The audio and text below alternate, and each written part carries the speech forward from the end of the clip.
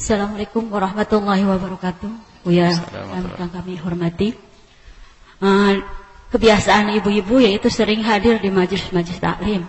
Nah, akhirnya ibu-ibu ini sering mendoakan acara tahlilan, membacaan surat Yasin, yaitu panggilnya ibu-ibu.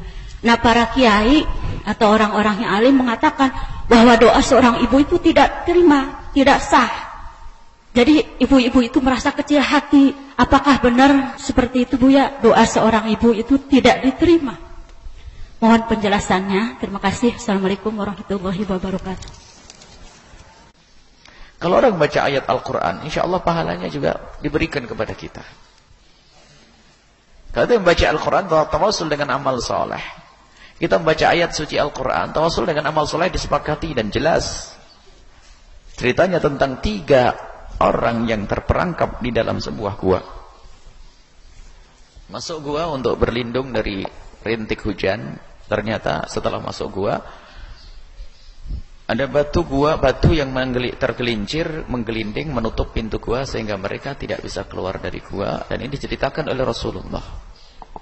Sehingga semua orang, 3 orang yang di dalam gua itu menyebut segala amal baik yang mereka lakukan. Dan mengadu kepada Allah agar digeser batu itu, dan alhamdulillah digeser oleh Allah. Itu namanya tawasul dengan amal soleh. Jadi kalau Anda ingin Allah mengabul doa Anda boleh melakukan amal soleh, membaca Yasin, Al-Baqarah, Al-Imran atau apa sebagainya. Kemudian setelah itu Anda mengadu kepada Allah, ya Allah, aku telah membaca surat Al-Quran ini, ya Allah, maka kabulkan doaku, ya Allah. Itu namanya tawasul dengan amal soleh.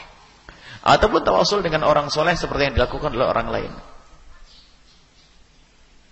Orang-orang para ulama yang diajarkan kepada kita tawasul dengan orang-orang soleh. Ya Allah, terimalah, kabulkan hajatku berkat kemuliaan kekasihmu Nabi Muhammad. Boleh itu tawasul dengan orang-orang soleh. Dan kemudian yang kedua, jika maksudnya untuk dihadiahkan pahalanya kepada orang lain, masalah nyampe tidak nyampe itu seperti halnya doa kita. Nah, kalau kita doanya benar ya akan nyampe. Sama. Yang dibahas oleh para ulama memang nyampe, tidak nyampe. Bukan boleh, tidak boleh. Ini harus dibedakan. Yang jelas kalau Anda memohon kepada Allah atau membaca ayat suci Al-Quran, kemudian Anda hadiahkan pahalanya untuk orang yang telah meninggal dunia, maka itu bukan sesuatu yang terlarang. Dan insya Allah akan nyampe, tergantung ketulusan Anda dalam menghadiahkannya. Jadi insya Allah nyampe pahalanya, dan tidak usah ragu dengan orang-orang yang membuat ragu. Karena orang yang membuat ragu memang dia sendiri tidak percaya, maka dia pantas kalau membuat orang lain ragu. Padahal sudah disepakati ulama dari masa ke masa menghadiahkan pahala itu bukan sesuatu yang terlarang. Asalkan ada kunci iman, orang itu bisa menerima kebaikan sebanyak-banyaknya. Dan ini bukan sesuatu yang terlarang. Ini adalah insya Allah, itu sudah jelas di dalam pembahasan ihda'us thawab.